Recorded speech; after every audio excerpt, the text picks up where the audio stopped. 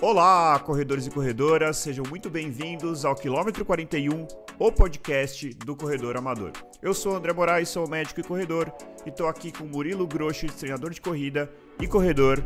E hoje, gente, a gente vai responder perguntas dos nossos ouvintes, perguntas enviadas pelo nosso perfil do Instagram. Então, mais um motivo aí para você nos seguir no Instagram, porque você pode enviar perguntas. A nossa ideia é fazer esses episódios de forma periódica, porque tem muitas dúvidas que às vezes a pessoa fica até com vergonha de fazer, mas na verdade é uma dúvida muito comum e que muitos corredores podem ter. E são perguntas, até deixando claro aqui, gente, não é só pergunta de iniciante, tem pergunta de todos os tipos. Pergunta sobre performance, pergunta sobre equipamento, pergunta sobre avaliar como é que está evoluindo na corrida. Então são realmente todos os tipos de pergunta que a gente vai responder aqui ao longo desse episódio. Tudo bem, Murilo? É isso aí, tudo ótimo, André. Fala, ouvintes, prazer estar novamente com vocês aqui hoje. O episódio tende a ser super dinâmico e até mesmo divertido, né, André? Então, assim, a gente não vai expor o nome de ninguém aqui, então, realmente, como o André falou ali, mandem as suas perguntas sem medo ali de parecer uma pergunta tola ou coisa parecida, porque não existe pergunta idiota, né? Então, façam as suas perguntas e a gente aproveita para agradecer todos aqueles que nos enviaram as perguntas. A gente tem aqui 26 perguntas para responder, então é bastante coisa. Vai ficar um episódio bem bacana, com certeza. Boa! Bom, vamos começar. E acho que essa é uma pergunta das mais interessantes, das mais importantes aí, que eu vou fazer pro Murilo. Talvez depois eu coloque aí alguma pitada, vamos ver. O que você considera um erro clássico que o corredor iniciante comete? Beleza, André. Primeiro erro clássico, André, principalmente para aquelas pessoas que talvez nunca tiveram experiência nem com outra modalidade esportiva, é a pressa para evoluir, né? A pessoa que não entende que o treinamento é um processo que demanda tempo, demanda dedicação, que os resultados muitas vezes demoram para surgir, principalmente quando a pessoa já vai se tornando mais bem condicionada, mais bem treinada. A gente leva mais tempo para ter resultados significativos, resultados expressivos. Então essa ela é uma grande vilã, pode trazer uma série de consequências negativas, e eu considero um dos erros clássicos daquela pessoa que está começando no universo da corrida. Um segundo erro clássico, para finalizar aqui a minha resposta, é aquela pessoa que quer correr sempre muito forte, né? A gente já falou isso muitas vezes aqui no episódio, no podcast, desculpa. E a pessoa que acha que para melhorar o seu desempenho na corrida, ela precisa sempre correr muito forte. Ela não entende que treino leve faz sentido. Ela acha que para bater um RP, para ir bem numa prova, ela sempre precisa correr no ritmo da prova, ou a cada treino precisa melhorar. Então é aquela pessoa que sai para correr 5 quilômetros, de repente a primeira vez fez ali para um pace de 30, fez um pace de 7, fez em 36 minutos, e aí ela quer melhorar isso todas as vezes, quer ir diminuindo para 34, 33, 30, sub 30 e assim por diante. Eu acho que eu tinha pensado exatamente nesses dois, juro por Deus. Tem alguns outros, né? Que assim, não é bem um erro, mas assim, talvez é uma característica aí do corredor que não tem assessoria, né? Que é correr sempre no mesmo ritmo, né? Isso eu acho que acaba sendo um erro comum, embora eu acho que aí é muito mais uma questão de desinformação, né? Não sei se você concorda. Então a pessoa que... Concordo, e outra, André. não tá nada errado também você correr todo dia no mesmo ritmo, desde que você não tenha uma preocupação em ganho de performance, né? A partir do momento que você tem uma preocupação de ganho de performance, talvez seja mais interessante mesclar treinos intervalados, tempo runs, treinos longos, treinos regenerativos, e isso acaba vindo acoplado aí com assessoria ou pelo menos uma planilha de treinamento, alguma coisa assim. Concordo, André. Faz sentido essa resposta aí que você inseriu. Como você falou, não tem nada errado aquela pessoa que faz rodagens dia sim, dia não, é super Exato. saudável, né? Ela vai adquirir benefícios para a saúde dela, mas pensando em performance, a inserção de treinos com variação de intensidade são muito interessantes também. E saber fazer isso da forma correta, né? Não adianta você fazer da sua cabeça, hoje eu vou fazer um tiro de 1 minuto, amanhã eu vou fazer um tiro de 500 metros, e vai variando da sua cabeça. Talvez você até tenha algum resultado no começo, mas ele não vai ser direcionado ali para o seu objetivo, e talvez em algum momento você atinja um platô e não consiga mais evoluir. Então, ter teoria por trás disso é muito importante, né? Então, talvez, até complementando essa resposta, outro erro é não buscar ajuda, né? Seja de um profissional, seja de uma planilha, mesmo que você pegue uma planilha genérica, já é melhor do que você fazer da sua cabeça, né? Então, você tentar um balizamento ali para te orientar o que fazer no seu dia a dia de treinos. Boa. Puxa a próxima então aí, Murilo. Boa. Como saber se você está evoluindo na corrida? Boa. Essa daí, Murilo, é uma pergunta que parece besta, mas quando eu li eu falei, Uhum. caramba, que pergunta difícil, né? Eu É vou difícil. dizer, eu vou responder assim de uma forma óbvia, né? De uma forma Uhum. simples, e depois vou fazer uma reflexão um pouco mais elaborada. Gente, Uhum. se você está na corrida, você está evoluindo, se você está conseguindo incrementar o seu volume semanal, então você está conseguindo aumentar o número de vezes que você corre por semana, você está evoluindo se você está batendo RPs, né? Você está evoluindo se você Uhum. está fazendo treinos que antes você fazia e sentia uma percepção de esforço 6 de 10 e agora você está fazendo o mesmo treinamento é, com uma percepção de 4. Você está evoluindo se você está diminuindo a sua frequência cardíaca média ao longo do mesmo tipo de treinamento. Então, assim, são coisas basicamente. Você está evoluindo se você está fazendo provas de distâncias cada vez maiores. Então, assim, tem várias Uhum. maneiras de você avaliar a sua evolução, né? Uhum. E acho que todas essas, não sei se o Murilo concorda, todas essas maneiras de avaliar a evolução, acho que são válidas. E aí vai depender muito, na verdade, de qual é o objetivo dessa pessoa. Então, essa pessoa tem o Uhum. sonho de correr uma ultramaratona, uma prova de 100K. Ela está evoluindo à medida que ela está aumentando o volume e tal. A pessoa Uhum. não tem vontade nenhuma de correr uma maratona. Ela está evoluindo ao passo que ela está melhorando ali as suas performances nas provas de distâncias menores. Mas eu diria Uhum. que um ponto importante é que nenhuma evolução. Agora a parte mais reflexiva. Nenhuma evolução vale a pena se você tiver evolui um pouco, lesão. Evolui um Uhum. pouco, outra lesão. Nenhuma evolução vale a pena se você, ao evoluir, está transformando a corrida que era algo gostoso, algo prazeroso, algo saudável, em algo penoso, algo extenuante, algo que está sobrecarregando. Então, Uhum. assim, acho que todas essas coisas que eu citei são maneiras de avaliar a evolução. Mas a melhor maneira é para você avaliar assim, eu estou gostando cada vez mais de correr? Eu Uhum. tô incorporando isso para minha vida? Eu tô entendendo que isso aqui é uma coisa que eu comecei e eu não quero parar enquanto eu for possível? Aí eu acho que você está realmente evoluindo na corrida. Então, a resposta um Uhum. pouco mais objetiva é a resposta um pouco mais filosófica. Acho que seria mais ou menos nesse sentido. Uhum. Muito legal a sua resposta, André, e mais uma vez estamos alinhados, pelo menos até a questão número 2 estamos alinhados aqui, hein? Uhum. E eu comecei a escrever aqui as minhas respostas, e a primeira foi pensando numa pessoa iniciante, né? Você falou ali, depende do seu objetivo, né? Depende do nível do atleta, e para uma pessoa iniciante, de repente, você conseguir correr num ritmo confortável por mais tempo, é uma baita evolução, Com né? A certeza. pessoa que começou correndo 2 minutos, daqui a pouco tá correndo 10 minutos, é uma baita evolução. Depois eu fiquei pensando, tá, um atleta um pouco já mais experiente, já fez algumas provas, melhorar os seus tempos em prova, né? Uhum. E aí eu comecei a perceber exatamente isso que você falou, que existem 1 milhão de maneiras de você perceber a sua melhora na corrida, desde maneiras mais subjetivas, né, mais qualitativas, mais quantitativas, mas de modo geral eu coloquei no final aqui da minha escrita a mesma coisa, que é sensação pós-treino, sensação pós-provas, como que você está se sentindo, você Uhum. está bem, você consegue aumentar a carga de treinamento sem sofrer, sem se machucar, e ainda existe prazer na corrida,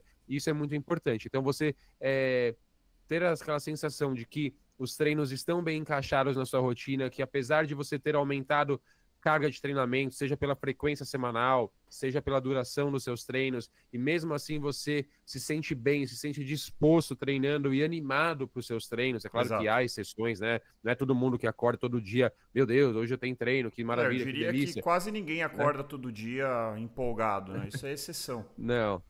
Exato, mas você precisa, seu corpo precisa assimilar bem esse aumento de carga de treinamento, a sua mente precisa responder bem a isso e a corrida precisa ser cada vez mais prazerosa. Isso é super importante.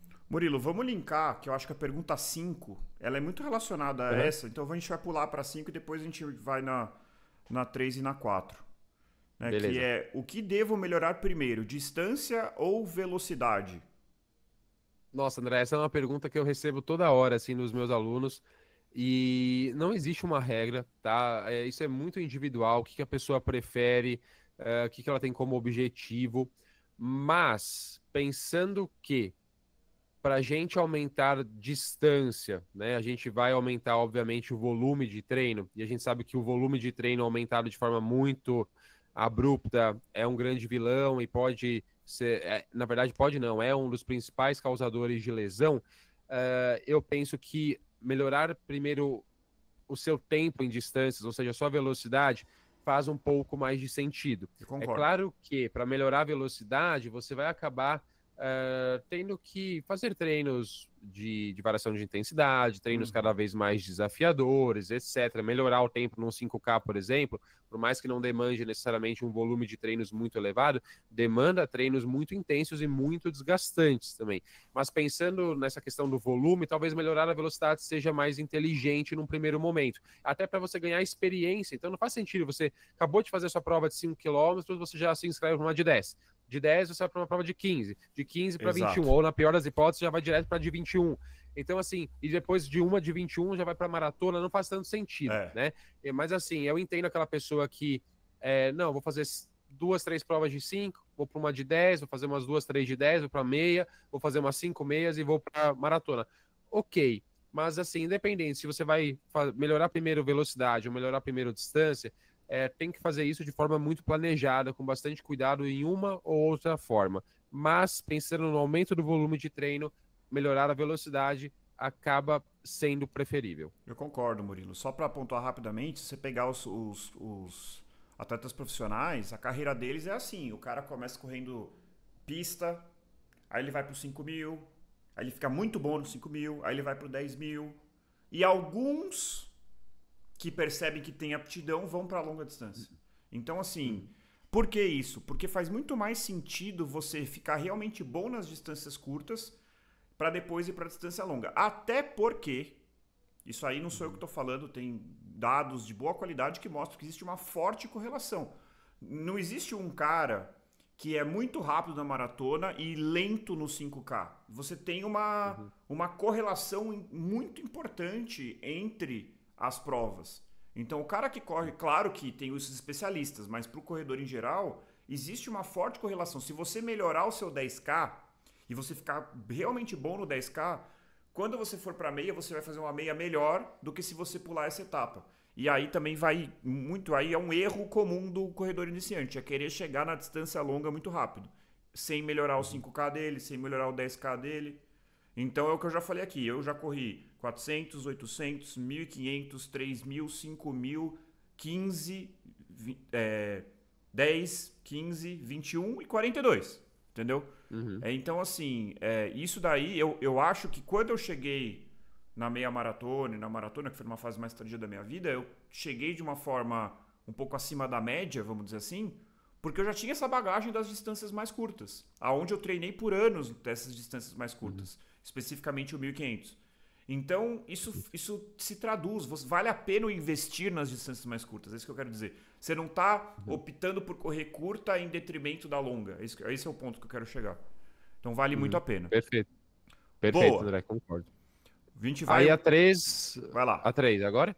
Vou fazer Isso. a pergunta para você, responda, depois eu complemento. Quais os melhores exercícios de fortalecimento? Ó, Para eu acho que corrida, para obviamente. esse, Murilo, a gente pode fazer assim. Vamos falar. Eu falo um e você fala um de quadríceps. Eu falo um e você fala um de posterior. Eu falo um e você Uhum. fala um de panturrilha. E eu falo um e você fala um de core. Pode ser? Tá bom, Porque pode eu acho ser. que são os Perfeito. principais grupos, né? E assim, não tem fórmula mágica. Então eu vou começar Uhum. aqui pelo quadríceps com o Aham. tradicional agachamento. Né? Uhum. Lembrando que a gente tem episódios sobre treinamento de força, que a gente fala 1 hora só sobre isso, mas que você deve privilegiar na corrida onde qual que é a evidência científica mais forte que a gente tem, que é alta carga.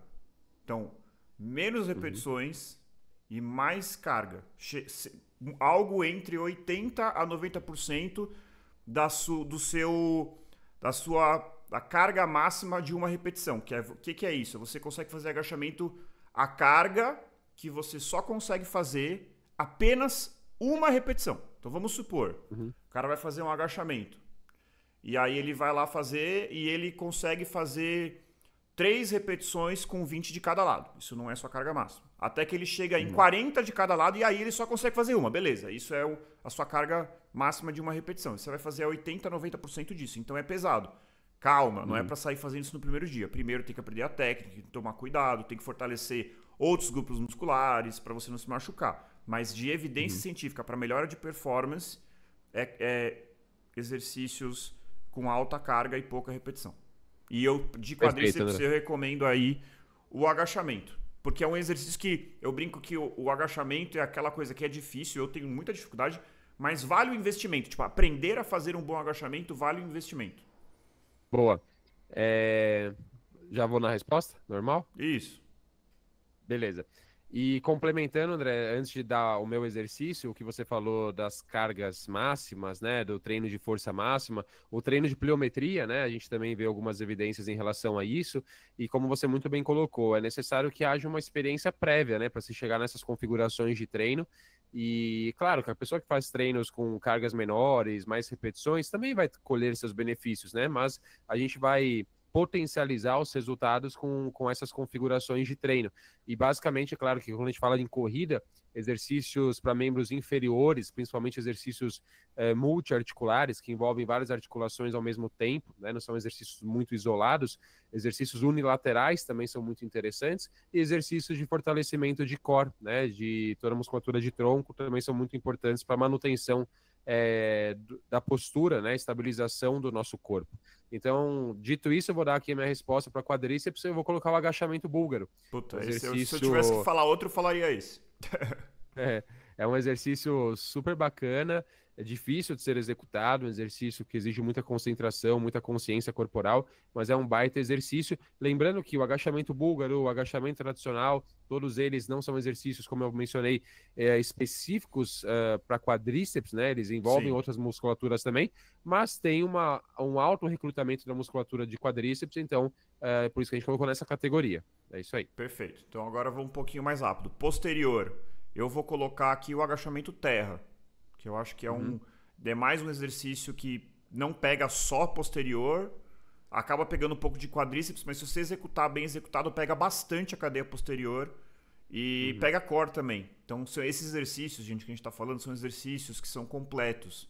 Então, você vai fazer ali uhum, uma cadeira, esses exercícios de cadeira, de aparelho, eles são desenvolvidos para isolar um grupo muscular. E o que a uhum, gente não quer é isolar um grupo muscular, porque a corrida não é um exercício de um grupo muscular. Ele é a corrida é um exercício multiarticular que pega múltiplos grupos musculares. Então uhum. eu colocaria o agachamento terra. Perfeito, André. Maravilha. Eu vou colocar aqui o stiff, até melhorando a resposta, talvez o stiff unilateral, que tem uma Perfeito. demanda de estabilização de quadril bem grande, né? Então, um exercício unilateral se assemelha, digamos assim, bastante à corrida, né? Que a gente dá saltos unilaterais a cada passada, né? Então, é um exercício bem interessante. Trabalha, além de cadeia posterior, muito cadeia posterior de membros inferiores, trabalha muito cadeia posterior, parte de baixo das nossas costas, então musculatura estabilizadora de lombar, os paravertebrais, então um exercício bem puxado nesse sentido também, então acaba sendo um exercício também de fortalecimento de core bem interessante, assim como todos os agachamentos que a gente mencionou, a gente sabe que tem um recrutamento de core bem elevado também. Boa. Bom, panturrilha. É, Bom, o Murilo tá praticamente falando o meu treino de academia, que eu faço o stiff na É, lateral, eu acho excelente, realmente é muito bom. E é isso, treina muito a propriocepção, estabilização, pega um pouquinho de glúteo médio, que é sempre um pouco negligenciado, enfim. Esse é importante, eu gosto do gêmeos unilateral, tá? Lembrando que em pé, né? Então você fica em pé e você vai fazer a elevação, só que com uma perna só. Geralmente eu subo num step, e aí você sobe com uma perna só, você vai descer o seu pé e vai subir o seu pé. Com um detalhe, a fase, você vai subir rápido e descer bem devagar. Então geralmente eu faço 1, 2, 3, 4, 5. E aí você sobe de novo. Porque isso, para quem teve tendinite do Aquiles, como eu tive, é um dos exercícios mais importantes. Essa fase excêntrica lenta, ela é muito importante. E essa subida rápida é muito importante. Até porque na corrida, quando você corre, você pisa, você tem uma fase de amortecimento, que aí você vai usar muita musculatura excêntrica, e depois você precisa transformar esse amortecimento em impulsão. Então esse exercício de fase excêntrica lenta e subir rápido, ele mimetiza muito bem a corrida. Então previne lesão e é um músculo negligenciado, né? A região da panturrilha, né? O gastrocnêmio, o sóleo. Inclusive o ideal é que você não faça só esse exercício. Não sei se você vai recomendar o outro, mas porque quando você faz em pé, se eu não me engano, você pega mais gastrocnêmio, e quando você faz sentado, você pega mais sóleo. Às vezes eu inverto, eu não lembro se é exatamente isso. Mas enfim, corrobora, completa aí. Eu ia falar exatamente esse exercício, André. Agora complementando, vou colocar a variação dele, que é com os joelhos levemente flexionados, né? A gente muda um pouco a ativação muscular. Como você falou, é um exercício muito bom para reabilitação de tendinite de Aquiles, né? Que eu também, infelizmente, específica, mas eu acho que como um exercício de fortalecimento de panturrilha geral para todos, né? Um exercício talvez preventivo também dessa tendinopatia, é um exercício super interessante. Agora, indo mais para um feijão com arroz, aquela pessoa que talvez não tenha tempo hábil Murilo, ali na deu sua... uma cortada aqui, você falou do gêmeo sentado, é isso? Não, eu falei do mesmo exercício que você mencionou, num step, o exercício de flexão plantar unilateral, mas com o joelho levemente flexionado. Ah, perfeito. Ainda bem que eu perguntei, porque Né? cortou e enfim, vai lá. Perfeito, para a gente mudar a ativação muscular, né? Um exercício que complementa isso que você mencionou, porque a princípio eu ia mencionar ele também. Então é um exercício que, para a maioria das pessoas, vai ser um exercício excelente. Para nós que temos a tendinite de tendão de Aquiles, ele é essencial, né? E faz parte da nossa rotina, mas como um exercício preventivo também faz muito sentido. E agora eu vou falar só um outro exercício, André, porque muitas vezes as pessoas não têm tanto tempo hábil ali, tem que fazer um treino um pouco mais enxuto, já vai gastar bastante tempo com exercícios ali para quadríceps, posterior de coxa e etc. E às vezes sobra pouco tempo para fazer um exercício de panturrilha, às vezes esse exercício unilateral, ainda com a fase excêntrica mais lenta, né? Talvez demande muito tempo. Então vamos colocar um bem clássico, fazer uma panturrilha, uma flexão plantar bilateral mesmo no leg press, né? Um exercício que para a maioria das pessoas, corredores recreacionais com volume de treino mais baixo, já é um exercício que vai atender super bem e vai fazer com que a pessoa treine uma musculatura, como o André muito bem falou, negligenciada na maior parte dos treinos. Mas faz devagar, porque senão não adianta. Isso. E assim, Murilo, uma coisa, não sei se você já teve isso, toda vez que eu faço uma prova que eu dou o meu máximo, aonde que eu tenho dor muscular? Panturrilha. Quadríceps não sinto nada, posterior não sinto nada, panturrilha. Tem uma ressalva, né? Como foi falado no episódio sobre calçados, eu como um corredor de antepé, que quanto mais rápido, mais de antepé eu corro, a gente já sabe que sobrecarrega mais essa região. Talvez um corredor que corre mais de médio pé, ou um corredor talvez um pouco mais lento, não sinta tanto. Mas é fundamental você ter essa região bem fortalecida, até para você poder competir bem, para ganho de performance mesmo. Sim, com certeza. Beleza. Qual que é a próxima? 4. Pergunta 4. Deixa eu adicionar só um exercício, a gente André. ia falar do core, né? Do core, eu vou inserir um de membros inferiores ainda, que é a musculatura de tibial anterior, né? Para quem não sabe, é uma musculatura super importante, responsável pela nossa, por puxar a ponta do pé, para cima a cada passada que a gente dá. Então, imagina, quantas passadas a gente não dá durante um treino, então quantas vezes essa musculatura não é ativada, né? E a importância dela, porque ela fica em ativação isométrica toda vez que a gente lança o nosso pé para frente, a gente, para não tropeçar no chão, a ponta do pé não bater no chão, raspar no chão, essa musculatura fica ativada de forma isométrica durante boa parte do exercício. Quando a gente ataca o solo, ela em fase excêntrica vai colocando a nossa ponta do pé no chão de forma vagarosa, né? Então é uma musculatura muito negligenciada também. Tem o enfraquecimento dela tem uma alta correlação com a canelite, né? A famosa canelite que vários corredores sofrem. Então é um exercício que mesmo que a pessoa ainda não tenha sentido ali um desconforto na canela, vale bastante a pena inserir na rotina. Exercício fácil de fazer. Você pode fazer sentado num banco, mantendo os calcanhares apoiados no chão, batendo a ponta dos pés no chão de forma rápida, veloz. Você pode fazer sentado com as pernas estendidas em cima de um banco de academia. Você pode colocar um halter na ponta dos pés e realizar o movimento de puxar a ponta do pé em direção ao seu corpo e voltar. Nesse exercício, talvez você demande a ajuda de alguém para colocar o peso ali na ponta dos seus pés, se você não for ali muito flexível para fazer isso sozinho. Mas é muito importante ter um exercício na sua rotina para fortalecer essa musculatura também. Perfeito. E de core eu vou colocar aqui a prancha. E aí tem várias variações. A prancha lateral é legal também, porque ajuda a pegar um pouquinho do glúteo ali, glúteo médio. Então, para quem tem aí as síndrome do trato iliotibial, pode ser interessante. Mas pranchas, de modo geral, eu acho que são importantes, são insuportáveis. Então, para quem reclama que a vida passa rápido, é só fazer um minutinho de prancha que vai parecer uma eternidade. Né? Mas assim, eu faço toda semana e eu acho que é importante, né? Não sei se... Concordo. Eu gosto muito da prancha também, André, eu ia mencioná-la, vou até complementar a sua resposta falando de uma variação da prancha que eu também gosto, claro que mais avançada ali a execução, mas a prancha lateral com abdução do quadril, ela é bem interessante porque ela faz com que haja muita instabilidade. Você faz, André, na sua rotina esse exercício? Faço. Boa. É a prancha, tem gente que chama de prancha ontem, boa. E ela pega muito o glúteo médio. Tanto o que tá segurando, quanto o que você tá... Porque não tá entendendo, gente. Imagina você de lado, só que em vez de você ficar numa posição de prancha, você ainda abduz a perna. É isso, né? Isso, perfeito. Você ainda abduz a perna, então você eleva a sua perna, a perna que tá virada para cima. Perfeito. E aí você acaba tendo o benefício, além de estar estabilizando com o glúteo médio que está virado para o chão, você está elevando com o glúteo médio que está virado para cima. E você gera instabilidade, ativa mais ainda o core. Exatamente, André. É bom para o core, o glúteo médio da perna de baixo para manter fica ativado em isometria, para não deixar o quadril despencar, né?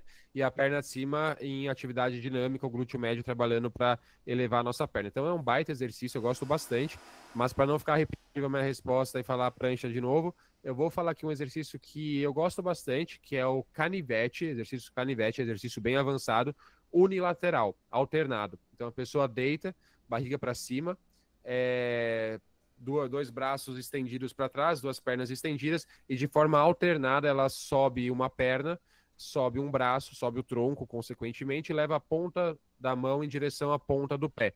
Volta para a ponta inicial e vai com o outro braço e a outra perna. Para dificultar, você pode manter suas pernas sempre levemente afastadas do chão, fazendo com que haja sempre uma necessidade ali de isometria também para manter a sua perna elevada. Um exercício bem difícil, bem instável também, então necessita bastante controle postural, bastante equilíbrio ali para manter a posição, e por ser um exercício que tem uma certa rotação do tronco, se assemelha bastante ao movimento da corrida, porque quando a gente corre, o balanço do braço, a leve rotação do nosso tronco acontece também nesse exercício. É um exercício bem difícil de fazer, tem as variações que podem facilitar ali um pouquinho, mas de modo geral é um exercício um pouco mais intermediário avançado aí. Boa. E assim, gente, não falamos de membro superior. Se eu tivesse que... Bônus aqui. Se eu tivesse que recomendar 2 exercícios, são os 2 que eu faço hoje. Eu faço 2. Eu faço barra e supino. Só. E a barra, o que eu comecei a fazer... Antes eu fazia ainda um pouco de exercício para bíceps e tal. A barra, o que, que eu faço? Na academia tem uma pegada fechada, uma pegada assim e uma pegada aberta assim. Então eu faço 3 vezes por semana, 3 séries de 8. Um dia fechado, um dia um pouco mais assim e o outro dia aberto. Pega costas, pega bíceps, pega tudo. Então assim, você está fazendo um exercício que é muito difícil. Eu demorei muito para conseguir fazer 3 séries de 8 repetições. É realmente difícil. Mas assim, você resolve ali. E assim, para quem quer evitar aquela estética de, como disse o Barda aí, estética de pera, às vezes é interessante. E o supino, eu faço supino inclinado, por quê? Porque além de pegar peitoral, pega um pouco de ombro também. E eu já tive em algumas corridas um desconforto na região do ombro, depois de correr, por fazer muita força. Então eu acho que o supino inclinado bem feito também ajuda bastante aí a pegar tanto o peitoral, pra você não ficar reto, e também ajuda a pegar também um pouquinho aqui do deltoide, principalmente por ser o anterior. E eu faço Legal. o supino eu faço uma vez por semana. Eu decidi, depois de muito tempo, eu aceitei que eu sou corredor e eu faço apenas uma vez por semana. E o que eu achei engraçado é que eu falei, pô, será que eu vou fazer uma vez por semana? Será que eu vou diminuir a carga? Eu não diminuo, eu não subo mais a carga. E eu faço uma vez por semana apenas, e é isso que eu faço mesmo Uma superior. manutenção. Manutenção, exatamente. Isso, ótimos exercícios, André, bem legal, são bem legais. Para quem nunca fez uma barra, exige muito da postura, do core, né? A primeira vez que uma pessoa vai fazer, geralmente nem tem força para subir uma vez, a maioria das pessoas, né? Em segundo lugar, quando começa a fazer e o corpo balança pra caramba, né? Se tiver uma parede na sua frente ou atrás, você começa a bater porque seu corpo balança muito, então é um exercício bem, bem desafiador. Todo supino ativa tríceps, ombro, peito, mas o supino inclinado realmente para o ombro acaba tendo um recrutamento maior. E é interessante o que você falou, né, André? Assumir que você é corredor, né? Isso é importante, porque outro erro que a gente pode colocar como um erro clássico de um corredor iniciante é querer abraçar o mundo, né? Ele quer ser bom em tudo, ele quer ser um bom corredor, ele quer hipertrofiar na academia, ele quer fazer todos os exercícios possíveis na sala de musculação, e não é bem por aí, a gente precisa otimizar o treino. Boa. Beleza, vamos para pergunta 4. Pergunta 4. Devo me alimentar antes de correr? Diga aí, André. Cara, não necessariamente. Não necessariamente. Eu diria assim, se você está muito acostumado a comer antes, pode ser que você estranhe você sair para correr em jejum. Eu recomendaria fortemente a pessoa se alimentar antes de correr para treinos de alta intensidade ou longa duração. Se for longa duração e alta intensidade, mais ainda. Agora, vou fazer um regenerativo, tô rodando, sei lá, 50 km na semana e aqui numa terça-feira eu tenho 40 minutinhos de rodagem para 5h30. Posso ir de jejum? Pode. Agora, toma cuidado para você não entrar em catabolismo, toma cuidado para você não ter uma experiência desagradável, né? Correr com fome nem sempre é das experiências mais agradáveis. E principalmente nos treinos, vou fazer o intervalado, vou de jejum. Questionável, né? Talvez você não tenha a mesma performance que você teria se você fizesse uma alimentação adequada. Antes do treino longo, aí sim eu falo que é melhor você comer alguma coisa, a não ser que você vá consumir gel do começo ao fim do treino. Aí tudo bem, né? Mas mesmo se você for consumir gel, eu acho que é recomendável você se alimentar um pouquinho antes do treino, porque você vai precisar desse combustível, você vai usar esse alimento, principalmente os carboidratos ali, para você gastar ao longo do treino. Ponto. Então, não necessariamente, mas com essas duas ressalvas. Perfeito, André, eu concordo com a sua resposta. De praxe, vamos dizer aqui que vale a pena você ingerir alguma coisa antes do seu treino, uma meia hora, 1 hora antes, principalmente uma fonte de carboidrato. Vai te ajudar a trazer um certo conforto, vai aportar carboidrato ali que vai ser utilizado no seu treino. Algumas pessoas podem usar ali a desculpa de não me sinto bem comendo antes. Primeira coisa, analisar o que você está comendo antes. Segunda coisa é saber que o nosso sistema digestório ele é treinável também, então talvez no começo você se sinta um pouco mal comendo alguma coisa antes, mas com o tempo você tem uma tendência de se habituar àquilo. Há pessoas que correm em jejum e se sentem super bem, nunca tiveram problemas, principalmente para treinos mais leves, como o André mencionou, e tá ok, né? Do dia anterior, ali, de repente, de um jantar na noite anterior, ela já tem ali toda a energia suficiente para realizar o seu treino em baixa intensidade, até porque a gente tem muito estoque de energia no nosso corpo, né, para Exato. executar esses treinos em mais baixa intensidade. Mas vale aqui uma ressalva, né, André? A pessoa não vai tirar benefícios de treinar em jejum. Então, esse mito, vou treinar em jejum, vou de alguma forma trazer algum benefício de queima de energia, de queima de gordura, etc. Não é bem por aí, né? A gente sabe que não há muito embasamento por trás disso. Então, assim, se você está acostumado a correr em jejum para fazer treinos de baixa intensidade, ok, mas não faça isso porque você acha que vai ter algum benefício Não é o extra. santo graal aí. Não é. Exatamente. Boa. Bom, assim que a gente já respondeu, então, que conselho você daria para você mesmo no início da sua jornada? Boa, André. Primeiro, procure um treinador. Eu corri por muito tempo, eu corri de 2007 até eu entender alguma coisa sobre corrida. Eu corri sem treinador e depois eu virei meu treinador. Então, eu nunca tive um treinador externo. E eu fui entender alguma coisa sobre corrida lá por volta de 2012, 2013. Eu já entendi um pouquinho de corrida, mas fui me aperfeiçoando por volta de 2014. Então a principal dica é essa: procure um treinador, procure alguma orientação. Eu fazia os treinos da minha cabeça, em algumas raras exceções pegava planilhas na internet, mas na época também não eram tão comuns, né? Eu comprava revistas na banca de jornal, Runner World, Contra-Relógio, comprava essas revistas para tentar tirar algumas ideias e eu mesmo bolava meus treinos. Tinha resultados interessantes, até porque eu sempre fui muito ativo e eu era muito jovem, então é fácil ter resultados dessa forma, né? Mas com certeza eu poderia ter tido resultados ainda melhores tendo um treinador para me ajudar.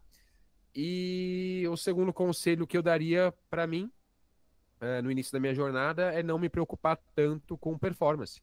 Eu acho que isso foi algo que eu fui conquistando com o tempo, fazendo algumas provas sem me preocupar com RP, sem me preocupar com o tempo, que eu acho que é uma coisa importante você se preocupar com a sua performance. É legal você fazer uma prova para bater um RP, mas é uma experiência totalmente diferente, né? Você não presta atenção no percurso, se tiver alguém ali, às vezes, na calçada que grita o seu nome, às vezes você nem ouve, porque você está tão focado ali no seu desempenho que você não presta atenção nessas coisas externas e acaba não curtindo a prova, talvez de uma forma mais global, digamos assim. Então, essa seria outra dica, assim, faça provas para desempenho, para bater seu RP, mas faça algumas provas também só para você se divertir, faz uma prova de montanha, faz uma prova, faz uma São Silvestre, mas fica desencanado, larga lá atrás, larga com o pessoal, vai fantasiar, sei lá, inventa alguma coisa e faz também para se divertir. E por muito tempo eu fiz provas só pensando em resultado.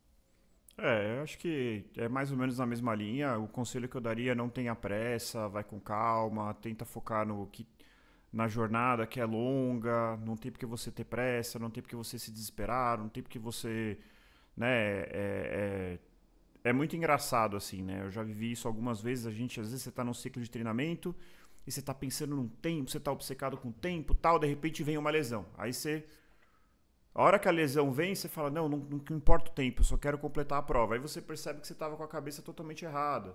Você tava com a cabeça de buscar, querer se impor e tal, e às vezes... E isso provavelmente que te levou àquela lesão, né? Então, não tenha pressa. Perfeito. Boa. Boa. Próxima 7. 7. Quem você sonha entrevistar no quilômetro 41? Cara, eu vou falar um nome aqui, que é um nome que une a corrida, que é uma paixão, e que une uma pessoa que eu admiro muito como Já sei médico, quem é. que é o Drauzio Varela, né? Nossa, Uhum. eu fico preocupado que ele tá ficando mais velho. Esses dias eu encontrei ele correndo, Uhum. mas, cara, eu acho que, não sei se eu falei isso em algum podcast já, mas eu encontrei ele correndo e, óbvio, eu pensei, nossa, vou falar com ele, vou convidar ele pro podcast. Só que, cara, eu fiquei imaginando, né? Se você tá lá correndo, você tá fazendo seu exercício, aí vem uma pessoa do Uhum. nada e fala, Drauzio, não sei o quê, para aqui e tal. Eu Uhum. não queria atrapalhar ele, então acabei Uhum. que não fui falar. Em parte eu me arrependo, por outro lado, também eu fico, vamos dizer assim, seguro de que eu tomei a decisão certa ao respeitar o momento dele, assim, sabe? Porque é um cara que deve ser muito requisitado, né? E assim, o Drauzio, cara, eu leio o Drauzio desde que eu, bem antes de prestar medicina, eu já comecei a ler, eu diria que talvez em parte eu seja médico por conta dele, porque eu li os livros dele e aquilo me encantava e sempre me chamou a atenção. E eu acho que ele tem, cara, uma coisa que os médicos precisam ter mais, assim, que eu tento humildemente me espelhar, que é uma capacidade de comunicação diferenciada. Porque o técnico, as pessoas valorizam muito o técnico, né? Que é a pessoa saber qual é a conduta certa diante do diagnóstico X. E, cara, isso é importante? Óbvio que é importante. Né? Mas você saber conversar, você saber pegar uma pessoa que não tem o vocabulário médico e você quebrar essa barreira e você se comunicar da maneira como ele se comunica e a sensibilidade que ele tem, o escritor que ele seria... E é um cara que corre muito, né? Maratonas. E começou tardiamente, né? É uma história muito legal, né? Não sei se as pessoas que estão ouvindo sabem, mas não correu a vida inteira. Quando ele fez 50 anos, ele começou a correr. Isso é um ponto interessante. Ele Então, fumava, né, tudo, aí ele decidiu mudar os hábitos, né? Exatamente. E é um cara que nunca correu para performance, sempre, inclusive, meio que se auto-treinou, nunca suplementou direito. Eu tô falando isso porque ele mesmo fala. Eu vi uma entrevista dele que ele deu num evento, uma entrevista não, uma palestra, né? E ele fala assim, agora o pessoal toma gel, nunca tomei gel, eu sei que eu tô errado, mas é o jeito que eu aprendi a fazer, enfim. É o cara que seria um sonho enorme, assim, receber aqui. Eu vi, pra quem não viu, gente, assista a entrevista dele recente, 2025, no Roda Viva. Cara, eu fico até, assim, arrepiado com o que esse cara é. Porque a capacidade de comunicação, ele consegue permear todos os assuntos. Então a pessoa questiona ele sobre sistema de saúde, ele tem uma resposta.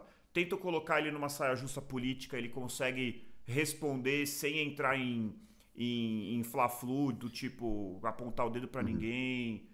É uma pessoa que consegue colocar a razão em cima da emoção de uma maneira sem parecer uma pessoa seca.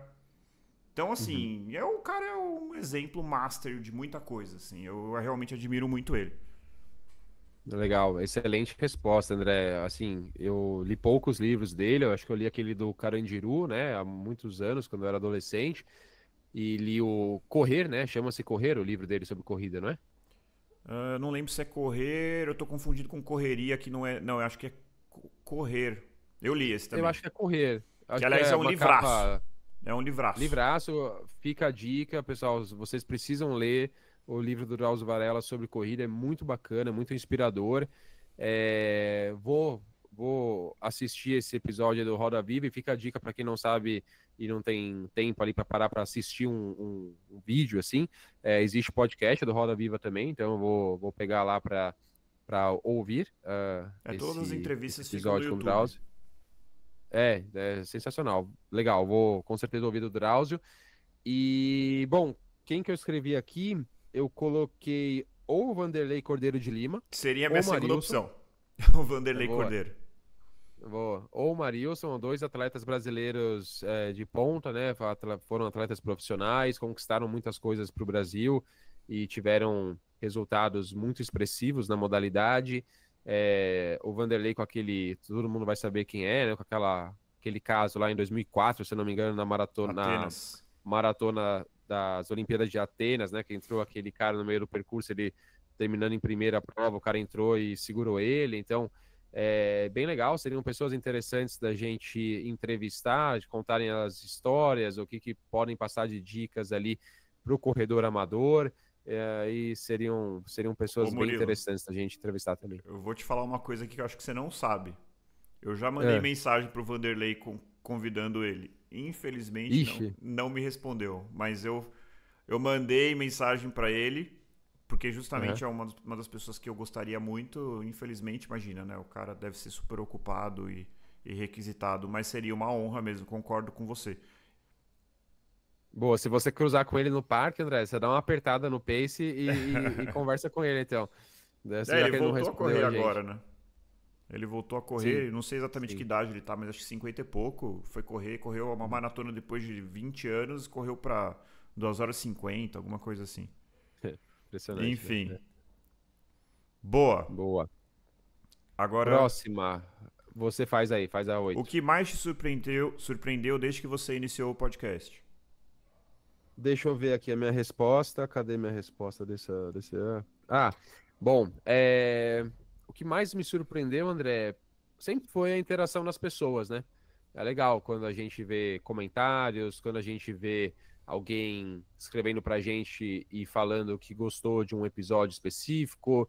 Às vezes um aluno meu da assessoria me manda mensagem e fala: Olha, eu ouvi o episódio tal, achei maravilhoso, chorei com o episódio Y, aquele episódio do Aquiles que a gente gravou. Sempre tem alguns feedbacks assim, e é interessante, né, saber que a gente está impactando pessoas, né, as pessoas estão interagindo com a gente, a forma como a gente, claro, a gente não cresce em ritmo exponencial, mas saber que a gente tem mais de 4 mil seguidores no Instagram é interessante, Quase né, 5. porque quase 5, é verdade, quase 5. Colocar 5 mil Isso, pessoas, imagina 5 mil pessoas sentadas te ah, ouvindo, né? Quando você eu posta um Reels diria que assim, tem um é bem número que eu legal. acho mais impressionante. Desculpa te interromper, Murilo. Imagina. 5 mil seguidores no Instagram, ok. Mas a gente tem Uhum, mais de 1.200 ouvintes semanais, né? Então, assim, isso, uhum, isso me pega, assim. Pensar uhum, que 1.000 e poucas pessoas pegam entre esse mundo que é o podcast hoje em dia e escutam uhum, 1 hora, às vezes, de episódio de dois caras falando de corrida, entendeu? Eu acho aham, isso loucura. aham, E que é um número que vem crescendo, obviamente, né? uhum. Mas eu acho muito interessante. Legal. E eu confesso que lá no comecinho do podcast sempre bate um medo, né? Assim, de começar alguma coisa nova, você fica com medo de falar alguma bobagem. Aí você fala, ah, beleza, tipo, sei lá, tem minha mãe ouvindo, então tá tudo bem.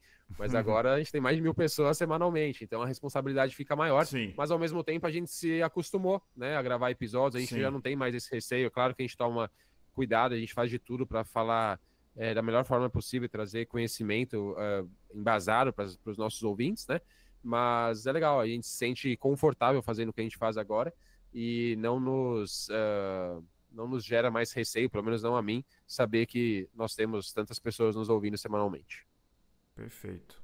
E aí, o que me surpreendeu, assim, que na verdade não é bem uma surpresa, mas é algo que eu até já imaginava, mas não nessa magnitude, é o quanto eu aprendo, né, com o Murilo, obviamente, já que ele tem formação específica, eu não tenho formação específica.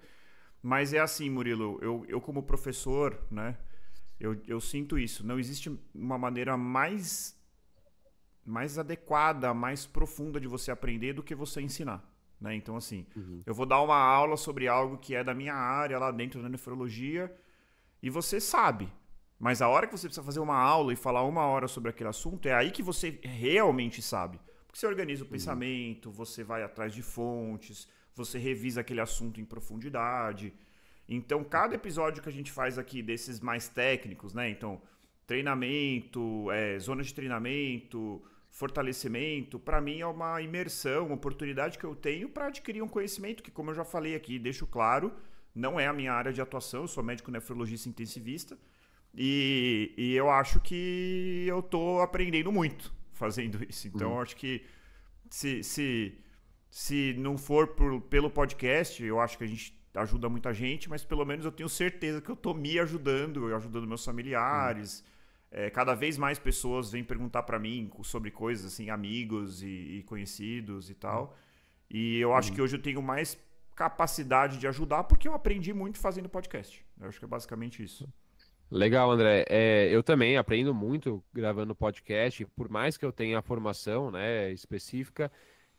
Muitas vezes a gente não tem algumas respostas de bate-pronto, alguns dados, alguns números a gente não se recorda, ainda mais hoje em dia, que a gente tem um computador na nossa frente, a gente pode pesquisar tudo rapidinho, a gente joga no chat GPT, faz uma conversão ali, pergunta alguma coisa, é tudo muito rápido. Então, e muitas vezes quando a gente não tem um compromisso assim com outras pessoas, por mais que eu goste de pesquisar, goste de estudar, etc., muitas vezes a gente fica postergando, né, estudar Sim, alguma coisa ou reciclar um conteúdo.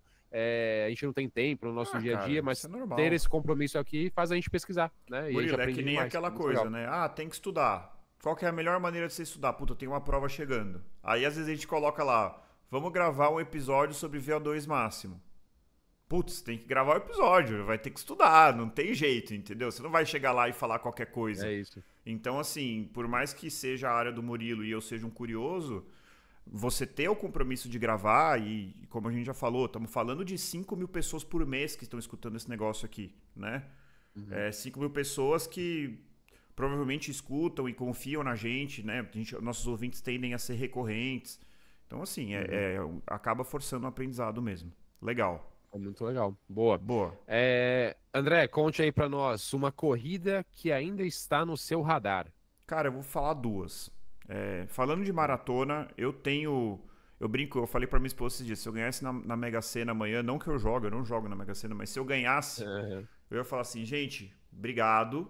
Eu ia pegar o meu carro, sair eu, minha esposa e meu filho, eu ia pro aeroporto de Guarulhos e ia comprar a primeira passagem pra Tóquio. Que eu tenho morro de vontade de conhecer o Japão, assim, é uma coisa minha, e eu vou realizar esse sonho um dia. E porque, cara, eu acho a cultura interessantíssima, eu amo comida japonesa, de todos os tipos, não só o sushi, o sashimi. Eu gosto de lamen, eu gosto de comida de izakaya, eu gosto de sake, eu gosto de tudo que, assim, é impressionante. Eu acho que é a minha comida favorita, assim, sabe? E unir isso com a Maratona de Tóquio seria um sonho, assim. Então, assim, Bacana. essa seria uma. E uma segunda que faz parte dos meus planos pro André pós 45 ou 50 anos, que é migrar para as ultramaratonas. Eu tenho o sonho de correr a Conrads. Legal. Que Boa. para quem não sabe, uma das primeiras, não sei se é a primeira, mas é uma das mais tradicionais ultramaratonas, acontece na África do Sul. E é super mítico, assim, tem um tempo mínimo para você terminar. E se você não termina naquele tempo, acho que é 9 horas. Eu acho que 9 ou 12, eu não sei exatamente. São 80 quilômetros, Acho né? que é 80 e 80 poucos, quilômetros. né? E aí um ano, são duas cidades que eu não vou Sobe lembrar outro. agora. Um ano você desce e um ano você sobe, assim, tem uma elevação. E você tem o tempo para completar, não completou, tá fora, sinto muito, entra no carrinho aqui e vai para casa.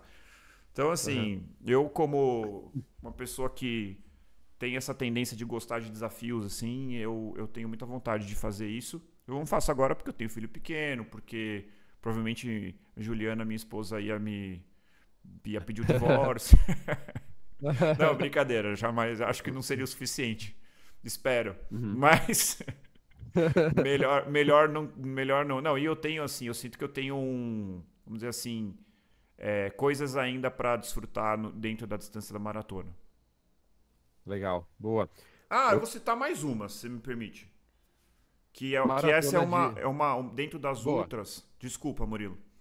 É uma coisa que o Valdir, que veio aqui, me contou e tal. Que eu tenho vontade de fazer a Ultra Trail Chapada Diamantina. Que eu não conheço a Chapada. Não conheço a Chapada, eu acho lamentável eu não conhecer.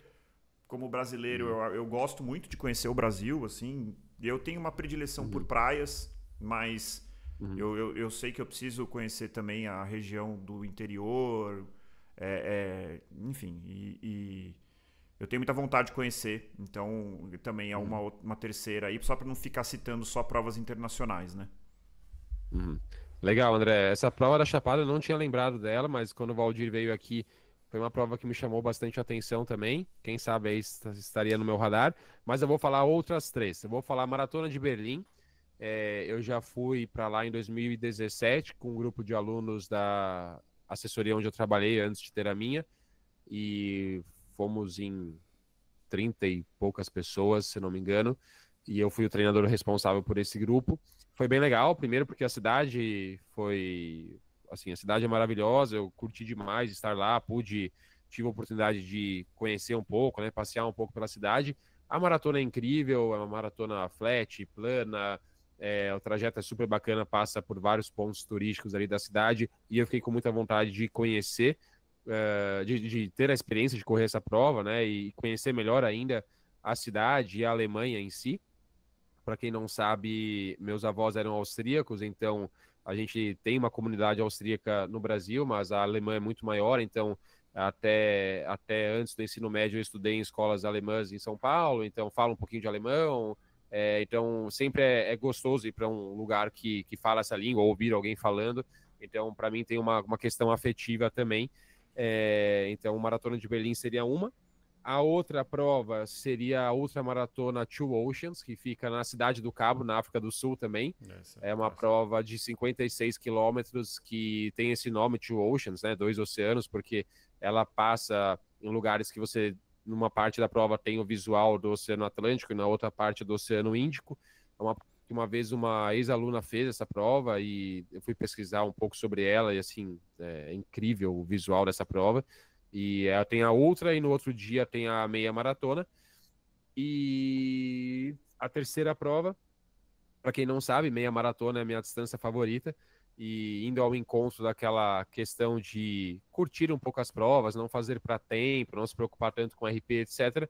Uma prova que eu faria totalmente para curtir, unindo turismo, unindo uma prova, seria a meia maratona de Fernando de Noronha. Não conheço o Fernando de Noronha, tenho muita vontade de conhecer, acho que deve ser lindo.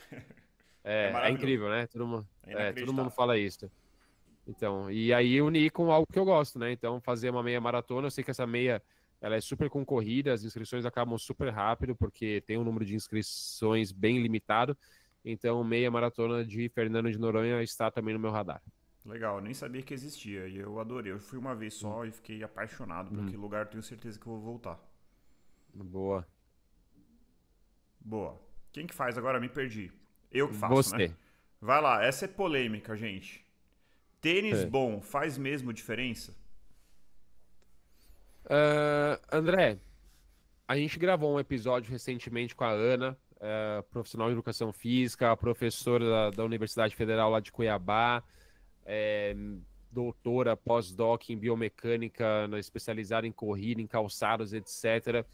A gente viu que tênis, sim, amortece impacto, mas há uma questão de quanto impacto ele absorve, né? Aquela questão de que você ter uma musculatura bem preparada, você ter uma constância nos treinos de corrida, um corpo bem adaptado ao gesto motor da corrida, são aspectos muito mais importantes. Então, assim, primeiro, um treino bom faz diferença? Um tênis bom, desculpa, não treino. Um tênis bom faz diferença?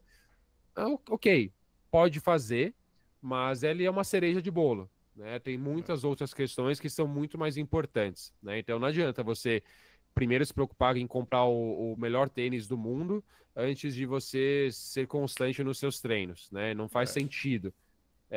E outra, o bom, ele é muito subjetivo. Aí a gente sabe que não existe uma correlação de tênis bom com o preço do tênis. Cada pessoa se adapta bem com o calçado e a gente viu que isso é bem, bem individual, né? Então minha resposta seria o clássico depende ali, vai para me salvar essa resposta. Acho que tênis bom ele é individual. É claro que você precisa escolher um tênis que se adapte bem ao seu corpo, à sua mecânica de corrida, não pode trazer nenhum tipo de desconforto, mas ele não é o principal, né? Tem muitas outras coisas que vêm na frente de você comprar o melhor tênis do mundo. Eu responderia mais ou menos nessa linha. Acho que assim, tênis bom faz diferença? Sim, a resposta é sim. Gente, vai num camelô, compra um tênis porcaria, falsificado, põe no pé e vai correr. Esquece. Cara, vai ser duro, vai ser pesado, não vai ser respirável, você vai sentir calor no pé.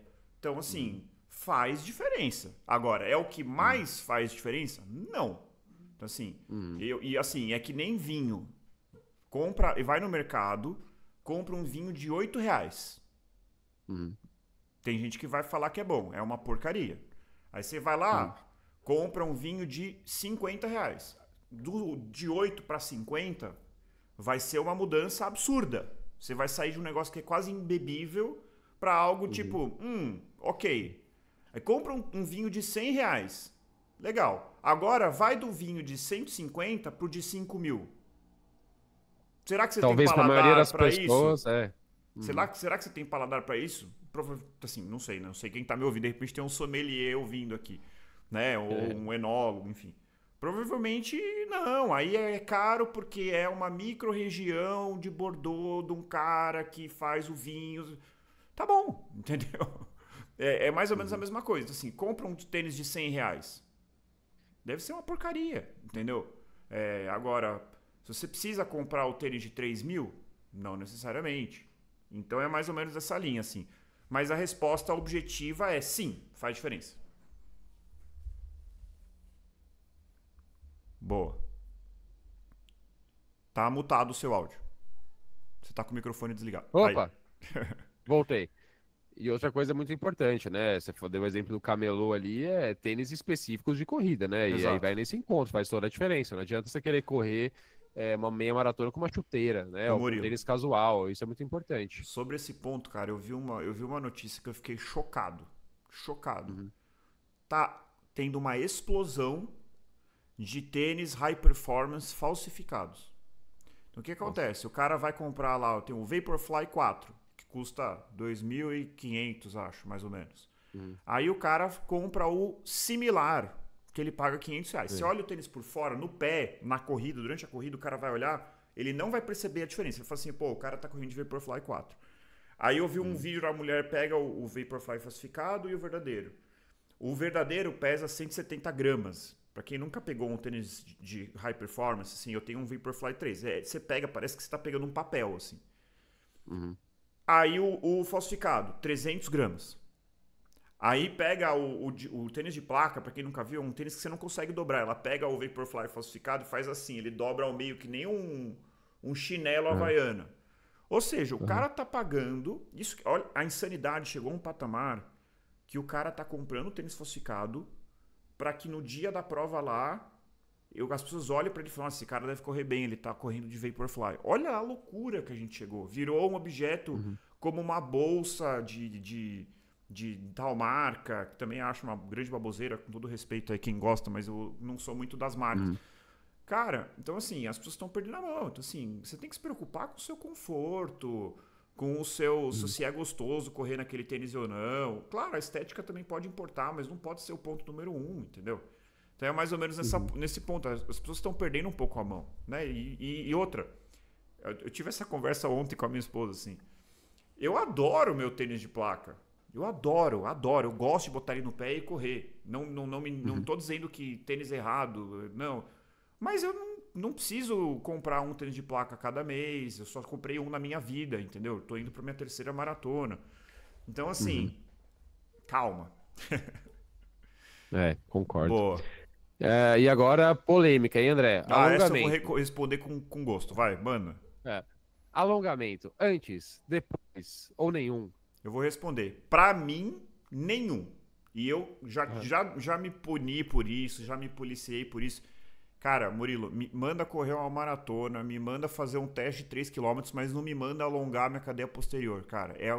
Eu vou falar, se alguém um dia tiver alguma coisa contra mim e precisar me torturar, vou dar a dica, me torture com alongamentos. Cara, eu odeio alongar. E aí, pra gente ser objetivo aqui, qual é a evidência científica? Previne lesão? Não. Melhora a performance? Não só não melhora, como pode piorar, né? No momento agudo, se você alongar antes de uma prova.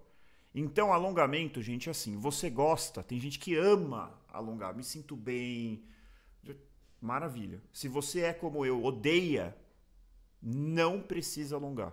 Inclusive, eu estava conversando com a minha fisioterapeuta, ela estava me falando que cada vez mais pessoas que são encurtadas, como eu sou, têm uma correlação positiva com performance. Porque você precisa desse componente elástico para você conseguir... Pensa assim, imagina que você vai pegar um elástico muito frouxo, que é aquele cara ele não absorve hipermóvel. energia, né? Esse cara hipermóvel. Esse cara tem menos... Ele tem uma tendência a ter uma performance pior do que a pessoa como eu, encurtada. Então, assim... Esse alongamento, gente, assim, você gosta? Ah, eu amo. Que bom. Então faça o que você ama. Você odeia, como eu? Não faça. Basicamente é isso. Perfeito, André. A gente tem um episódio sobre isso, né? E é claro que há exceções, de repente alguma lesão que foi ocasionada por um encurtamento de uma musculatura específica e por algum motivo esse corredor precisa alongar essa musculatura, mas é assim, a exceção da exceção, para a maioria das pessoas não há necessidade nenhuma de você alongar, seja antes, seja depois do exercício. Se você gosta muito, dê preferência por fazer depois, para que você não tenha nenhuma implicação na sua performance, principalmente se for uma prova, se for um treino intervalado, alguma coisa do tipo, né? Faça depois, faça numa intensidade leve, porque para dar aquela, entre aspas, sensação de relaxamento, que também não tem embasamento, mas se você tem essa sensação e te faz bem, ok. E é muito mais importante você fazer um aquecimento articular, né? Movimentos dinâmicos de balanço da perna, movimentos de elevação de joelho rápidos, né? O skipping. É muito mais importante você fazer um aquecimento articular antes do seu treino e fazer o seu exercício de forma progressiva. Então, se você vai fazer um intervalado, faça um aquecimento específico correndo leve, né? Isso é importante. Isso é muito mais importante do que você alongar antes. E digo mais, né? Para quem alongamento, vai fazer aula de alongamento na academia, 15 minutos, 20 minutos. Nesse tempo que você está fazendo algo que a ciência diz que não muda nada, você poderia estar fazendo seu treino de fortalecimento, que é as que tem muito mais robustez científica e que vai te melhorar a performance, vai prevenir lesão. Então, pelo amor de Deus, gente, a vida, tirando para algumas poucas pessoas, que são raríssimas, eu diria, a gente tem sofre de escassez de tempo. Você vai gastar 15 minutos alongando, você passa 15 minutos, você faz 4 exercícios, 2 para posterior, um quadríceps, um posterior, um panturrilha e um core. Acabou, tá treinado, entendeu? Então, assim, Perfeito. use seu tempo com sabedoria. Boa. Exato. Pergunta 12. Para reduzir o ritmo acontece naturalmente ou melhor um treino específico? Boa, André. Não existe um treino específico para melhorar desempenho, melhorar sua velocidade, né? E, consequentemente, o seu ritmo. Existe um conjunto de treinos, né? De tipos de treino, e isso vai muito de acordo com qual é o seu objetivo. É melhorar 5K, melhorar 10, é melhorar meia, maratona. Então, é um conjunto de exercícios. Então, principal dica, tenha treinos bem orientados, periodizados, né? Fases do treinamento onde você vai priorizar uma ou outra capacidade. E o mais importante, siga esses treinos bem orientados e seja constante, né? A constância nos treinos, a frequência semanal é muito importante. Perfeito. Tudo isso, a médio e longo prazo, vai fazer com que você não...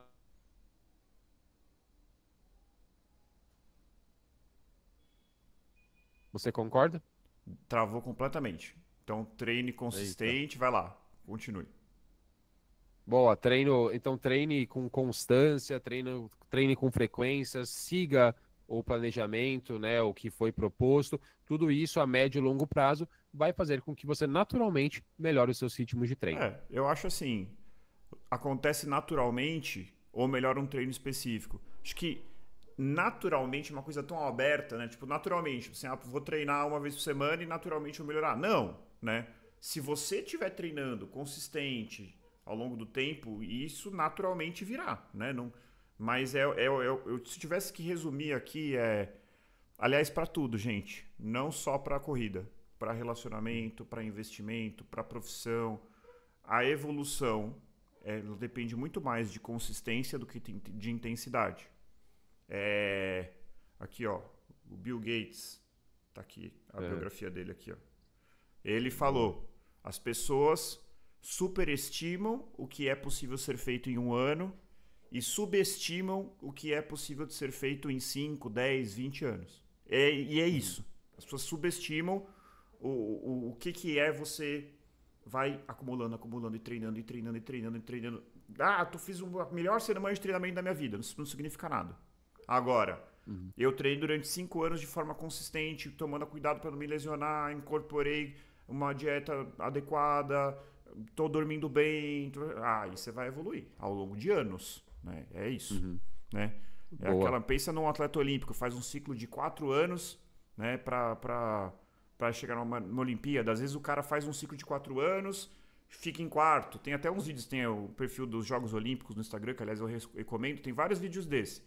Tem lá o recordista dos 1.500 metros, é o marroquino, que chama El Gurouj. Até hoje não quebraram, ele quebrou esse recorde há muito tempo. O cara já era o recordista mundial e até hoje ele demorou acho que 4 Olimpíadas para ganhar os 1.500 metros. Numa ele caiu, a outra ele machucou na véspera. As coisas são de longo prazo, gente. Não é essa coisa de hoje em dia, né? Ó, antes da gente fazer a pergunta 13, eu vou convidar você que está ouvindo esse episódio a curtir o vídeo se você estiver acompanhando no YouTube, se inscrever no canal, isso faz uma diferença enorme pra gente. Então, mesmo que você acompanhe no Spotify, gente, vou pedir uma gentileza. Entra no YouTube lá e se inscreve no nosso canal do YouTube. Faz uma diferença enorme. Se você acompanha no Spotify, não se esqueça de seguir a gente no Spotify, para que você possa participar com perguntas no próximo Quilômetro 41 Responde. Siga a gente no Instagram e sempre, sempre compartilhe este episódio com aquele seu amigo ou amiga corredora. Para aquelas pessoas que realmente gostam do que a gente faz aqui, não se esqueça que nós temos o nosso Apoia-se. Apoia-se que, pelo valor de um pão na chapa e uma média na cidade de São Paulo, você contribui esse projeto independente a ficar de pé e ainda tem acesso aos nossos episódios bônus mensais. Beleza, gente? Acho que é isso. Perfeito. Bom, Murilo, vamos lá. Pergunta 13. A gente vai interromper aqui porque já deu mais de 1 hora e a gente vai ter uma parte 2 que vai ser outro episódio, tá, gente? Boa. Vamos fazer a 13 ainda ou vamos deixar fazer a 13. Boa. O que indica que está na hora de trocar o tênis de corrida? Essa pergunta é muito boa, tá? E eu até trouxe um tênis que eu parei de correr com ele e um tênis que eu tô correndo agora para explicar como que eu faço isso. Primeiro, premissa número 1. Eu, André, sou pão duro. Eu quero usar o tênis até o máximo. Se você quer trocar, você pode trocar de tênis porque o seu tênis é verde e você comprou me fala aí uma cor que não combina com verde. Roxo, sei lá. Poxa. Você comprou uma bermuda roxa. Putz, não dá pra usar a bermuda roxa e tênis verde. Talvez dê, eu não sei, eu sou ruim com essas coisas. Beleza, então compra um tênis roxo, esse é um motivo, tá? Mas tirando essas coisas assim, partindo da premissa que você como eu quer saber assim, não, eu preciso trocar de tênis, são alguns fatores. Eu já tive tênis que, depois de usar muito tempo, a borrachinha que onde você acomoda, na verdade a espuma ali que fica em volta do meu tendão de Aquiles, ela saiu, então ela meio que furou. Quando eu vi, eu tava com a parte dura do tênis roçando no meu pé e tava fazendo um atrito ali, ou seja, eu usei tanto o tênis que o meu conforto de calça, a palavra que eu aprendi no episódio sobre calçados, meu conforto de calça foi pro espaço, eu colocava o tênis no pé e era desconfortável. Outra coisa, eu tenho uma característica, não sei porquê, o meu dedão, ele faz muita força na palmilha. Não é incomum, depois de um tempo, eu furar a palmilha. Então você pega uma palmilha, você tira, no lugar onde tem um dedão tem um buraco assim. Então assim, qualquer coisa que prejudique o seu conforto de calça, que mudou a sua sensação, você põe o tênis no pé, ele não está mais confortável, você vai ver que tem um lugar que está desgastado, fez um furo, alguma coisa assim, pode ser um indicativo de troca, tá? Esse é o primeiro ponto. Segundo ponto, aí eu trouxe o tênis para mostrar. Olha só esse aqui, isso aqui é o Nova Blast, eu corri mais de 1000 quilômetros com ele, tá? Tá Olha liso, liso. Olha o solado dele. Então, para quem não sabe, gente, isso aqui, ó, é uma borracha, certo? Esse verde aqui é uma borracha. E aqui a gente tem a espuma. O que aconteceu? A borracha perdeu totalmente as ranhuras, né? Não tem mais a ranhura. Isso faz com que num dia de chuva você escorregue. Isso é um ponto importante. E aí ficou no mesmo nível. Você vê que ele tá no mesmo... Você não consegue nem ver a diferença. Ele está no mesmo nível. Então você começa a carcomer a borracha. Essa borracha ela não foi feita para ficar em contato com o solo. Então ela está sendo destruída, tá? Nas áreas de maior atrito, por exemplo aqui, ó, eu já nem tenho borracha.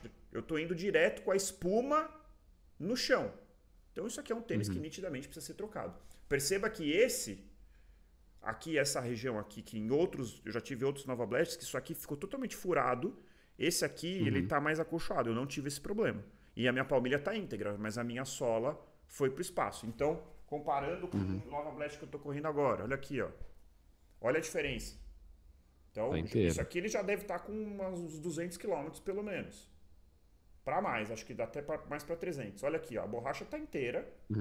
E eu não tô usando a minha espuma. Aqui ela começou a gastar, ó. Mas é que eu tenho corrido um pouquinho na terra. Talvez seja por isso. Mas a borracha tá inteira, entendeu? Olha a diferença. Então esse é o ponto. E aí, gente, então é assim, o solado foi pro espaço, você tá correndo em cima da espuma em vez de correr em cima da borracha, você pode escorregar, já aconteceu comigo. Eu tive um outro Nova Blast que foi antes desse verde aqui, que ele ficou tão liso, que, cara, eu pisava mesmo no asfalto molhado, meu pé fazia... ia lá pra frente. Eu falei, não, André, chega de ser pão duro, cara, tá na hora de comprar um tênis novo. Então, assim, para daily trainers como esse, isso é muito variável, depende do seu peso. Eu sou um corredor leve. Isso. Se você é mais pesado, pode ser menos, mas assim, eu diria que assim, daily trainers, de forma geral, pelo que eu pesquisei e pelo que eu vejo na prática, é de 600, 800 até 1.000 quilômetros, mais ou menos.